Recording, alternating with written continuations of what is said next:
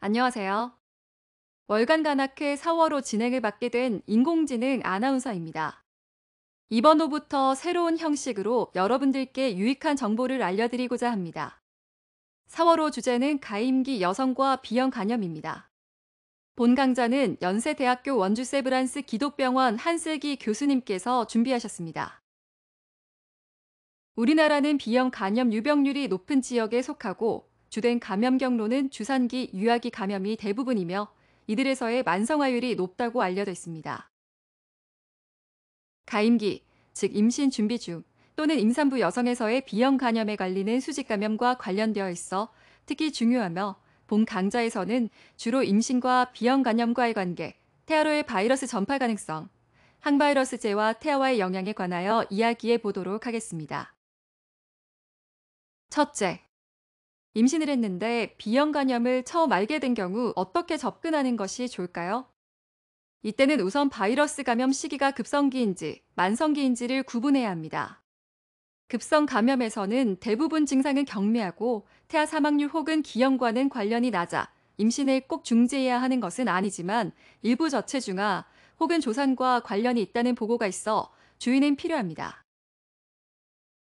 급성 비형 간염에서는 대부분 대증적 치료를 유지하지만 간 기능이 지속적으로 이상 소견을 보이는 경우 모니터링이 필요하며 만약 악화가 지속될 경우에는 테노포비어 DF 300mg으로 치료가 필요할 수 있습니다. 급성 비형 간염은 10%에게서 태아로 전달될 수 있고 특히 분만 시 전파 확률이 60%까지 높아질 수 있어 분만 전에도 S항원 양성 혹은 HBV DNA가 검출되는 경우 수직 감염을 막기 위한 주산기 예방 조치가 필요합니다. 둘째, 만성 비형 간염 환자가 임신한 경우에 어떻게 접근하는 것이 좋을까요?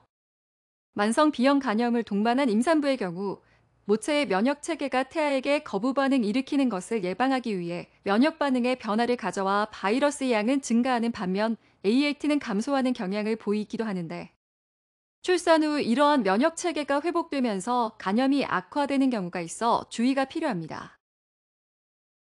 또한 간경변증을 동반한 임산부의 경우에는 임신 2분기 혹은 분만도 중 식도 정맥류 출혈이 발생할 수 있으며 그 밖에 간부전, 황달, 비장동맥 파열 등이 발생할 수 있습니다. 따라서 정맥류가 있는 여성에서 임신을 계획할 경우에는 선행적으로 내시경적 결찰수를 시행하거나 간이식이 필요할 수 있습니다. 다음은 수직감염 예방과 관련된 사항입니다.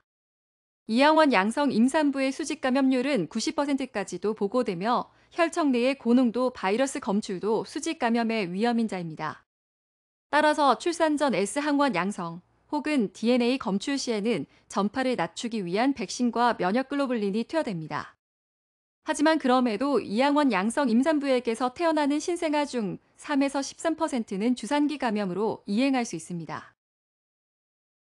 따라서 대한간악회 만성 비형 간염 진료 가이드라인에서는 수직 감염 예방 목적으로 임산부에서 HBV DNA 20만 유닛 이상 확인될 경우 테노포비어 DF 300mg을 임신 24주에서 32주에 시작하여 출산 이후 2주에서 12주까지 투여하는 것을 권고하고 있습니다.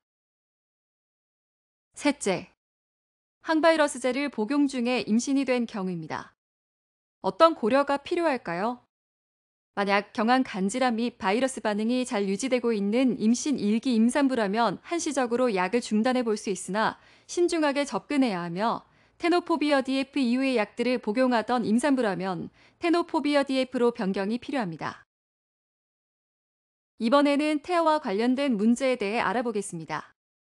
DNA 양성인 임산부의 모유에서는 바이러스가 검출되나 비형 간염 임산부의 태아는 출생 후 백신 접종과 함께 면역글로불린을 투약받게 되어 감염의 위험성을 낮춥니다.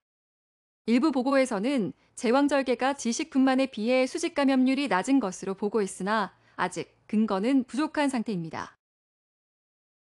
또한 백신 접종과 면역글로불린은 모유 수유로 인한 감염률을 50%에서 3%로 낮춘다고 알려져 있으며 우리나라도 1995년 예방접종 사업과 2002년부터의 주산기 감염 예방 사업 이후 1995년 8.3%였던 표면항원 양성률이 2019년 2%로 감소하였습니다.